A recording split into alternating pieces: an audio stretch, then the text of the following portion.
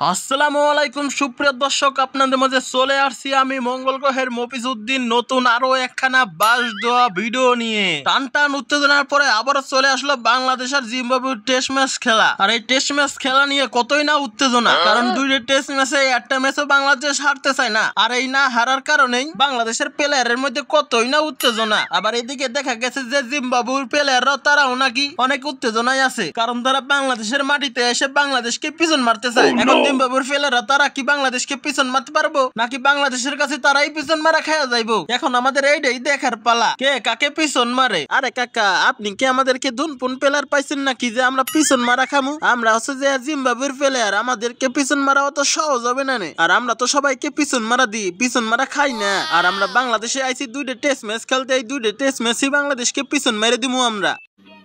समझ रहे हो समझ रहे हो आप समझ रहे हो ना। এ বেটারা, তোরা তো দেখতেছি মেলা সময় ধরে বগর বগর করতাছস, কিছু কইতাছি না তাই না? কিরে তোরা বেটা আমাকে দেশে আইসস খেলতে, তোরা আমাদের কাছে পিছন মারা খাই আবার চলে যাবি গা নিজেকে দেশে। তারপরও তোরা বেটা এত বেশি কথা কস কি লিগে? বেশি কথা কস না রে বেটা, না হলে কিন্তু তোমাদের কেমন পিছন মারা মাইরে দিমু যে তোমার দেশে যাই মুখ দেখাইতে পারবা না। পরে যে বুঝবা যে বাংলাদেশের প্লেয়ার গো ঠেলা কি।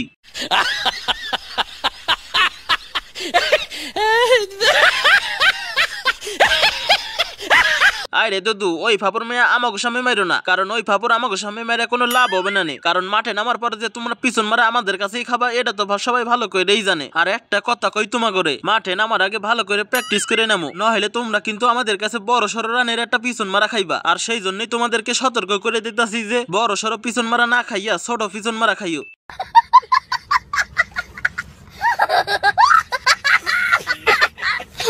আরে দাদুরা, ওইটা তো খেলার মাঠে গেলেই দেখা যাবে যে কারা পিছন মারা খায়। আর আমরা তো পিছন মারা খাওয়া নিয়ে কোনো টেনশন করি না, কারণ আমরা জানি যে আমাদেরকে পিছন মারা অত সহজ হবে না। আর একটা কথা কই দাদা, তোমরা যে আমাদেরকে প্র্যাকটিস করে আইতে কইছো, ওই প্র্যাকটিসটা দাদা তোমরাই ভালো করে আইসো, নইলে খেলার মাঠে যে কোন সময় কি হয়ে যাবে না কিন্তু টেরও পাইবা না। আর একটা কথা কই, আমি ভুলেও মাঠে যাইয়া চিন্তা করবা না যে আমাকে তোমরা পিছন মারবা, কারণ ওই পিছন মারাটা আমরা তোমাকেই দিমু, আর সেইটা কোনো হালায় ঠেকায় রাখতে পারবো না। তা যাই হয়ে যাক না কেন।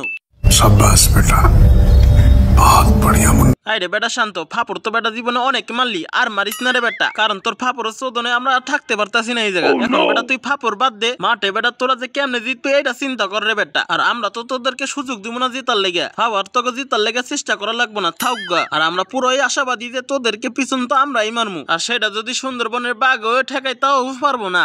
ओ भाई मारो मुझे, मारो मारो मुझे, मारो मारो नहीं, ये मजाक हो रहा है। एक सेकंड यार, मजाक हो रहा है। আরে বেটা, সুন্দরবনের বাঘ আইবো কত করে ঠেকাইতে, আমরা যে ঠেকটা দিব না ওই ঠেকই লাগবো না।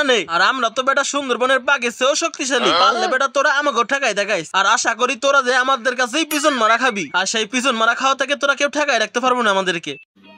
समझ रहे हो समझ रहे हो आप समझ रहे हो ना। তো সুপ্রিয় দর্শক, ভিডিওটা আজ এই পর্যন্ত। কি যদি ভালো লেগে থাকে তাহলে লাইক করুন, কমেন্ট করুন। পরবর্তীতে আরো মজার মজার ডাবিং ভিডিও পেতে চ্যানেলটিকে সাবস্ক্রাইব করে রাখুন। তো আজকের ভিডিও এই পর্যন্ত। কি আল্লাহ হাফেজ।